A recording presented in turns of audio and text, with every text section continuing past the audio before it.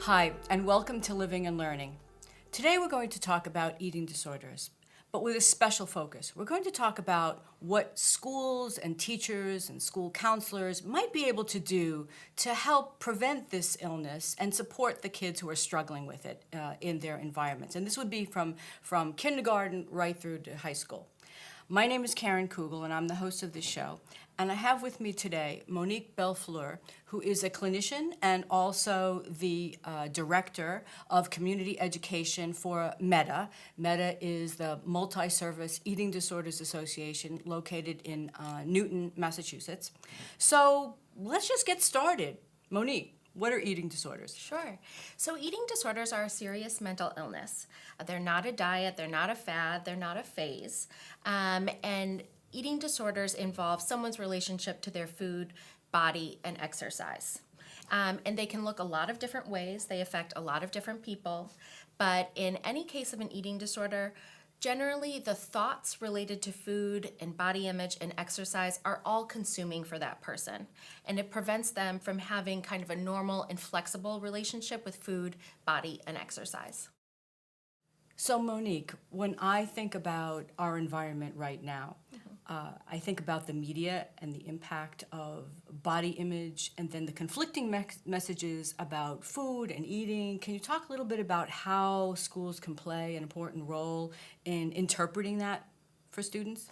Sure. So we certainly live in a very image-driven world right now.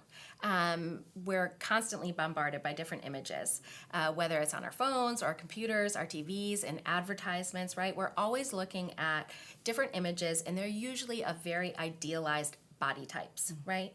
And it's really not a true representation of what the actual human population looks like, because the actual human population, especially here in the US, is very diverse in terms of body shape and size, of color, of height, etc., of ability. So I think that it can be very easy for especially, young students, adolescents to be influenced in their own body image by all of these different images, and also by all of the different conflicting health messages that are out there, right? Every time we go to the grocery store and we see the magazines in the checkout aisle, it's talking about clean eating or paleo or ketogenesis or mindful eating, and it can be very confusing. And we certainly also put a lot of focus in our society on health and what is healthy, but I think it becomes so overwhelming, all these different health messages, that students and adults can get very confused by that. So what can schools do to help students? They can do a few different things. One is that they can start to create body positive environments within their school. This can involve making sure that there's a diverse representation of bodies around the school in terms of posters for different school events, or different images that the schools hang up for art around the campus. But how often do you look at, I'm thinking of a school that has an upcoming dance recital, and all of the silhouettes of the ballerinas are thin ballerinas. That's not really a true representation of those students that might be participating in that activity. So schools can start to change the way that they portray bodies around school to be more representative of the diversity of the human population. They can also start to be aware, and this goes right to the faculty, right to the school counselors, of how they themselves talk about food and body.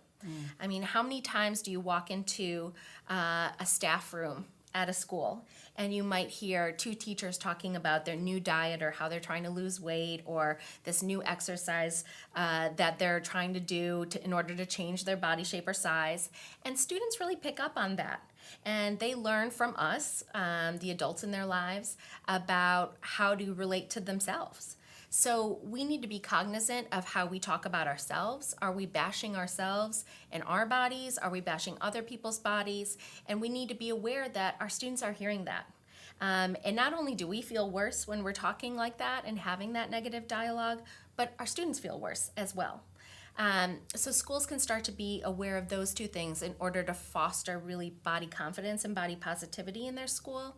And then they can become more educated on eating disorders and how that might affect their students, because many high school students do struggle with an eating disorder at some point in their high school career.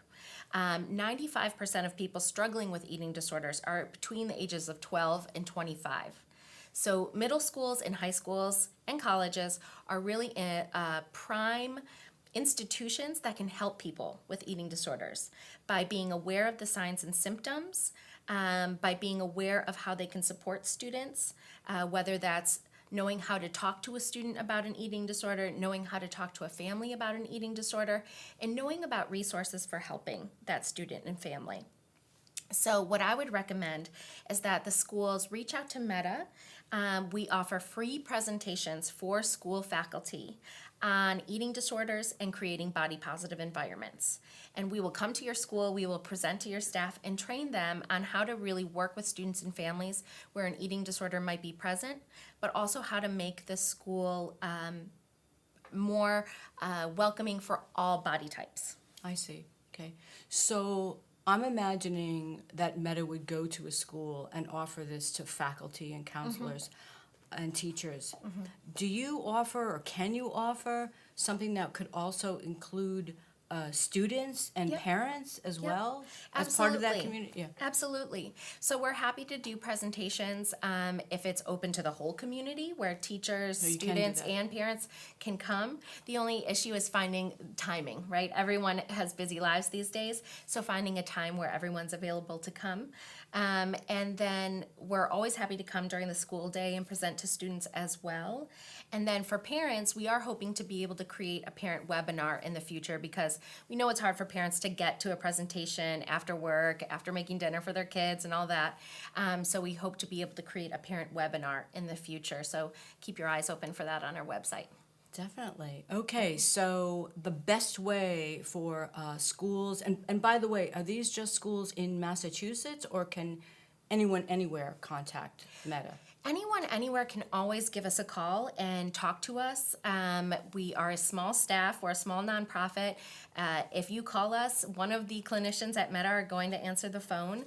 So anyone, anywhere can always give us a call and consult on a case or ask questions about how they can enhance the way they approach eating disorders and body positivity in their school.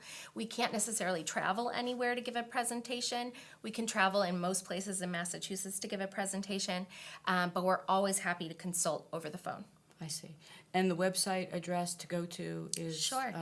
Is www.medainc.org. And if anyone has questions about our education program specifically, they can contact me at education@medainc.org. Excellent. That's great. Monique, thank you so much for being part of this program. This was really wonderful information, and I'm hoping that many schools and students and parents and just communities listening to this will perhaps call their school and ask them to contact you to bring this important knowledge to that environment. So thank you again for being with us. Appreciate it. You're welcome.